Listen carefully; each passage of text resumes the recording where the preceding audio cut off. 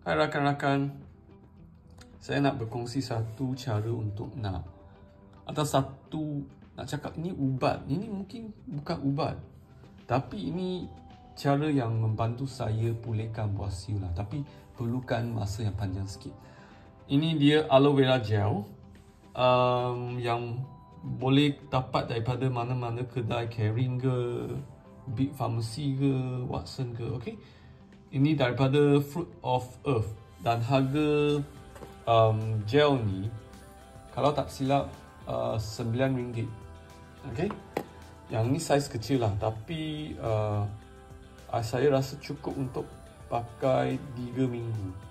So mungkin kalau nak pakai 2 bulan kena pakai 2 botol lah. So cara guna dia adalah kalau dapat buah siu kan. Okey. Sapukan sikit saja, sikit macam ni saja, sapukan tempat yang buah siu tu, lepas mandi keringkan lah, dan sapukan 3 kali. Pagi, petang dengan malam. Okey, ini tak melekit lah, ini dia okey je. Dia tak melekit lah, tengok. Dia tak melekit, dia okey saja macam ni. Macam gel biasa lah. Okey, so saya dah pakai sebulan lebih untuk nak pulihkan. Bau dia wangi juga, dia tak ada bau macam aloe vera asli ya, atau aloe vera yang kita tumbuh dekat rumah. Dia bukan bau macam tu. Saya pada awalnya saya pakai aloe vera yang sebelum jadi, tapi memang leceh lah nak potong, nak letak dekat bahagian buah siu kan, bukan senang. Okey. So yang ni senang dikendalikan, dia tak melekit sangat. Selepas pakai, basuh dengan senang saja, dia tak melekit. Okey, sebenarnya mengapa kita dapat buah siu? Sebab mungkin semasa kita nak buang najis kan, najis kita keras sangat.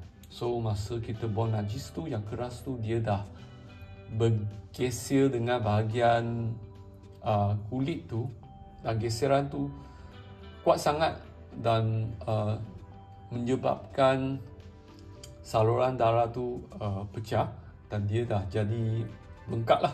So dia dah hasilkan buah siu. So buah siu saya lebih kurang bersaiz macam ni. Hari ni dah dekat sebulan lebih, sekarang masih sikit saja. So saya masih pakai benda ni lah. Tapi memanglah untuk saya ini, ubat ni atau gel ni memang murah, senang dikendalikan, dan untuk saya memang efektif. Sebab mengapa pada awal ni saya memang risau, mengapa buah siu masih ada. Tapi selepas dekat sebulan dia dah mula pulih dan jadi kecil. So itulah rakan-rakan satu cara yang dapat pulihkan buah siu dengan murah tapi selamat. Okey, lepas kita letakkan gel ni, kamu tak akan rasa sakit, kamu tak akan rasa gatal. Ada sikit lah, ada sikit rasa macam sikit-sikit lah, dia tak gatal, macam kita rasa macam ada sikit reaksi dengan bahagian buah siu tu. Kita akan rasa sikit saja, tapi dia tak mengganggu pun. Okey, itu saja yang saya nak berkongsi, satu cara yang dapat pulihkan buah siu dengan senang dan juga untuk saya efektif lah. Okey, terima kasih.